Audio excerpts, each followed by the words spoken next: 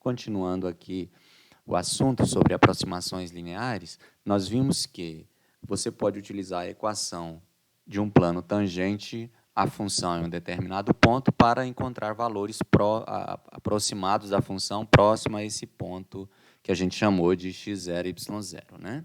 Então, aqui vamos tratar também de outro assunto que é de extrema importância, que é a parte de diferenciais. Quando a gente pega uma função y em função de x, uma função de uma variável única, a gente trata o dx como sendo uma variável independente. E aí esse dx é chamado diferencial dx. É claro que se tem o diferencial dx, tem o diferencial dy. E aí o que vem a ser o dy? dy é a derivada, a taxa de variação da função em um determinado ponto, em um determinado valor para x, vezes o dx. Quem é o dx? É o valor desse valor aqui, que pode ser um valor numérico pequeno. Geralmente, essa equação ela é utilizada para encontrar valores pequenos, né? Quando o dx não é muito grande. Se o dx for muito grande, e aí, então, a gente passa a ter um certo problema. E aí, a diferencial dz, como pode se comportar? E é nisso aí que nós vamos falar, então, agora na sequência aí.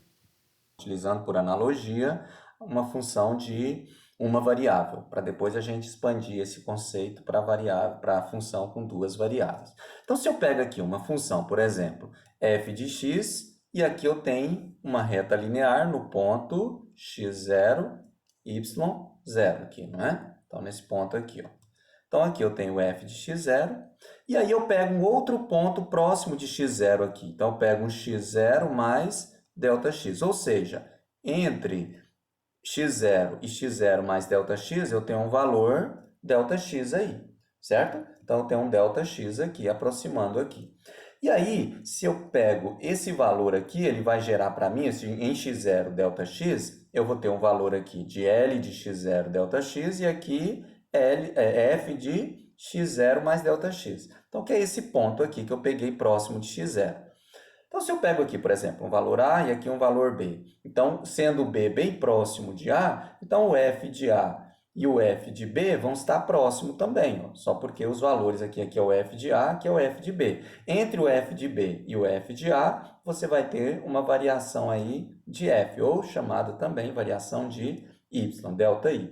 Então, se eu pego aqui a minha variação aqui, ó, aqui eu tenho o ΔX, não é? Então, se eu pego aqui a declividade dessa reta, a tangente aqui, se eu pego ΔY sobre ΔX, é aproximadamente dy dx. Por quê? Porque lembra que dy dx é quando eu estou considerando o ΔX bem próximo de zero, certo? E aí, o que é dy dx? dy dx é a derivada f' de x, é a derivada de x. Ou seja, o meu dy ele pode ser dado por f' de x vezes dx. Como o dx aqui ele é bem próximo de zero, então esse dx aqui ele é o ΔX. Ou seja, dy é igual a f' de x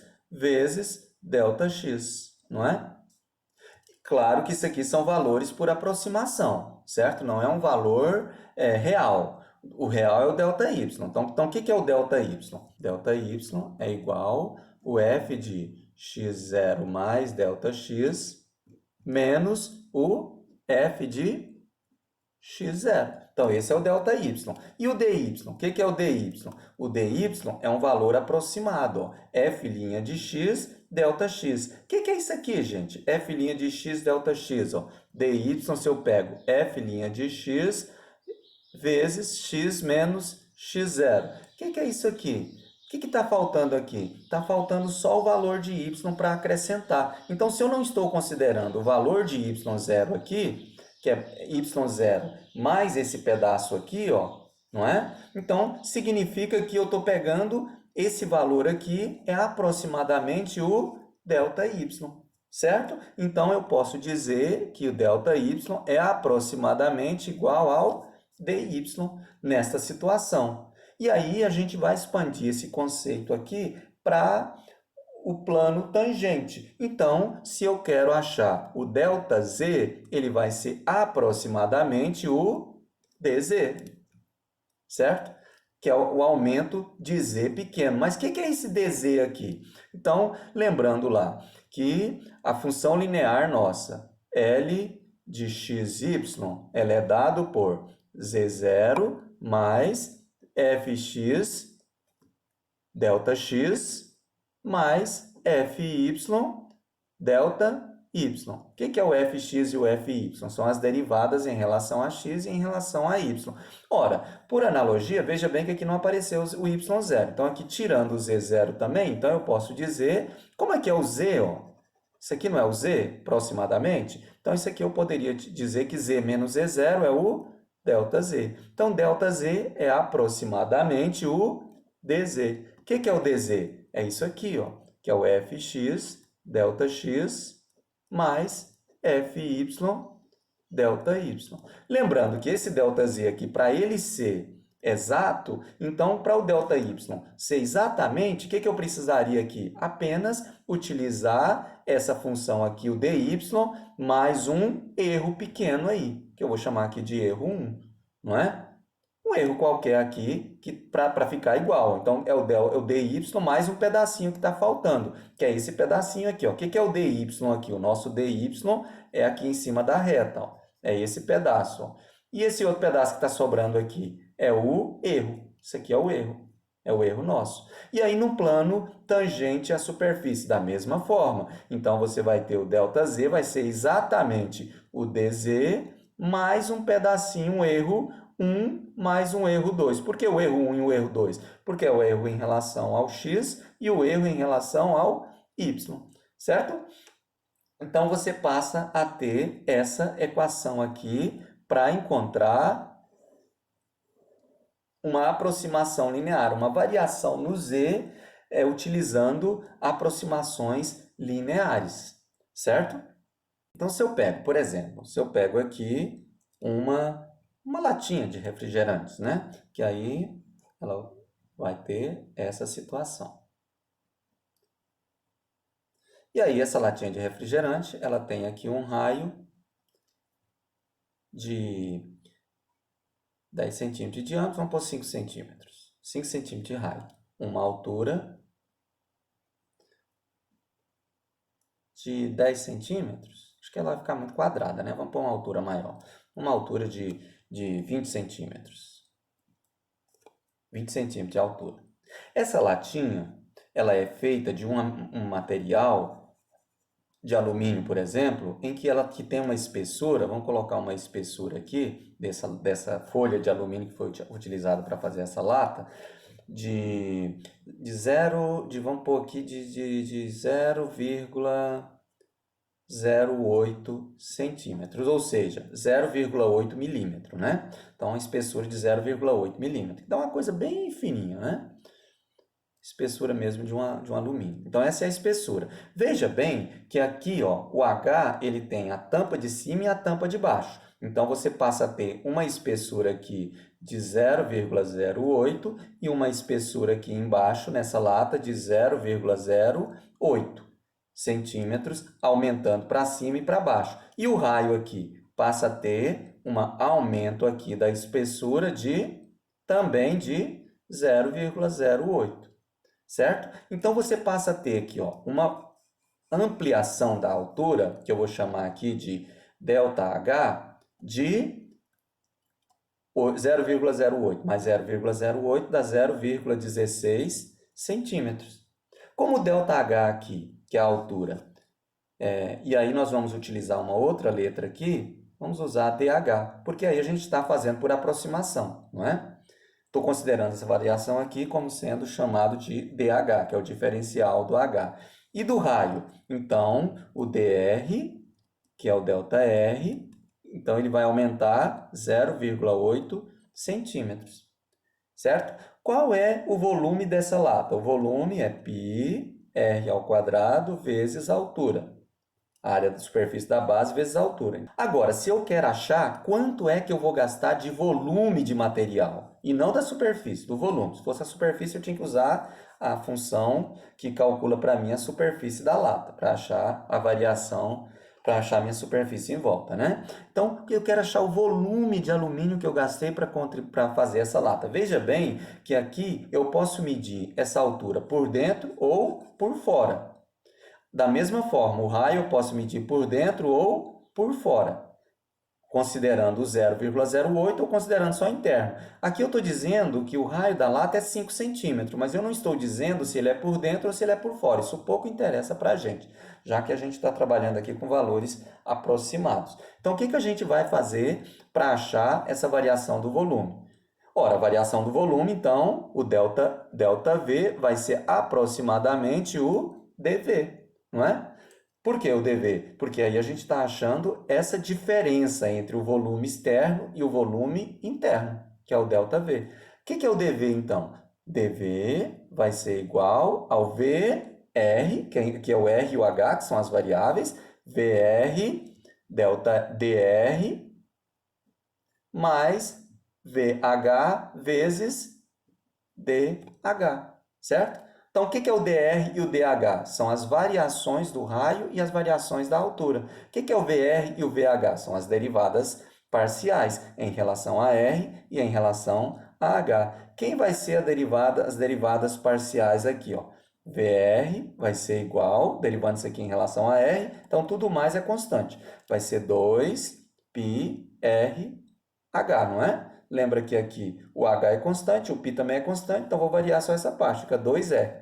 E o VH, aí tudo mais é constante, então a derivada de H em relação a H é 1. Então vai ficar πr ao quadrado, certo? E aí eu tenho aqui o VR quando o raio é 5 e a altura é 20. Isso aqui vai dar 2 vezes 5, 10, 10 vezes 20,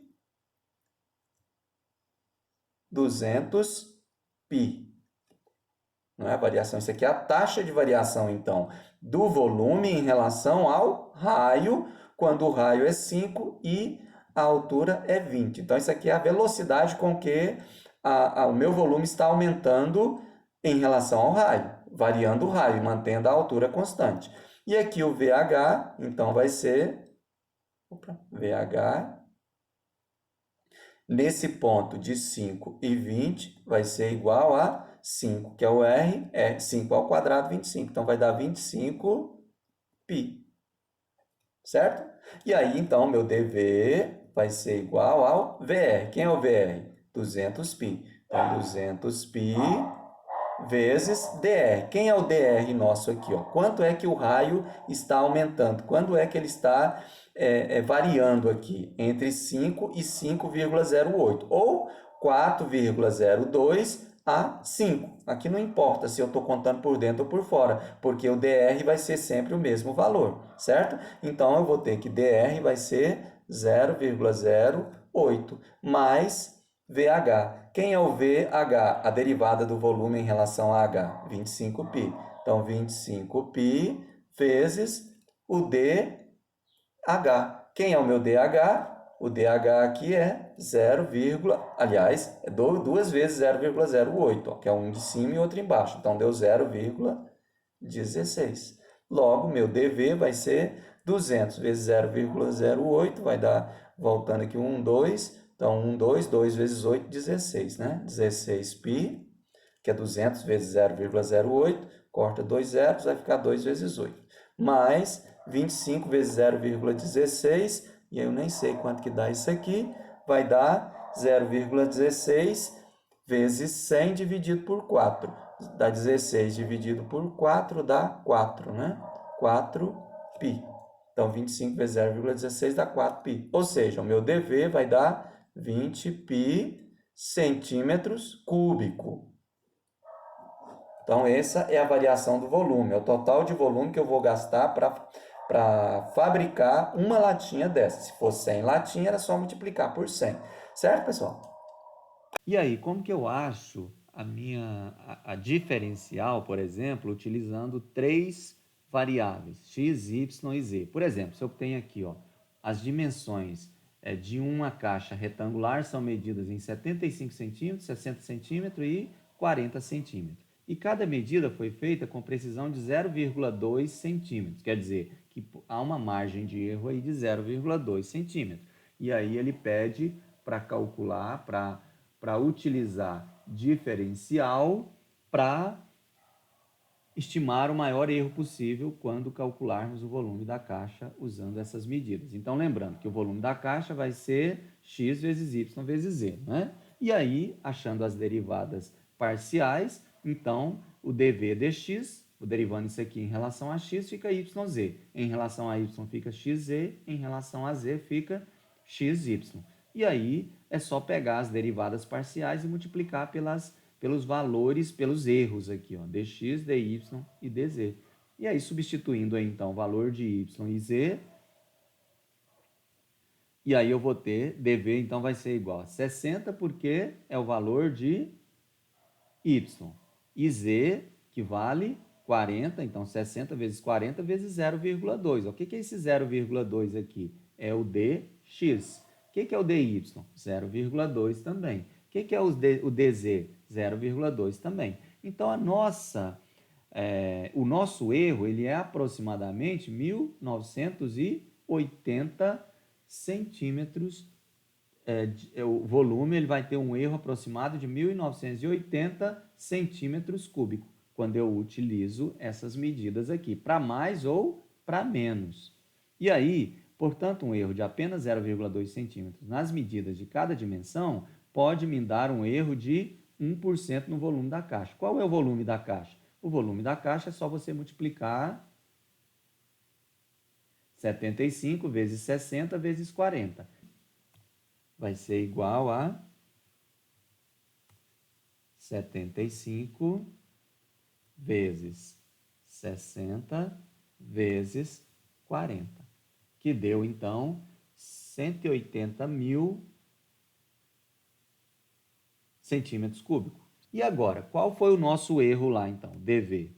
O dv nosso deu 1980. Então, 1980 é o dv, centímetros cúbico, que é o erro para mais ou para menos. Isso aqui a gente não interessa se vai para mais ou para menos. Então, isso em percentual vai ser igual a 1980, que é a parte, dividido pelo todo. Então, vai dar isso aí, 0,01. Em porcentagem, dá aproximadamente 1%. 1,1% de erro, para mais ou para menos, quando a gente usa essas medidas aqui, com um erro de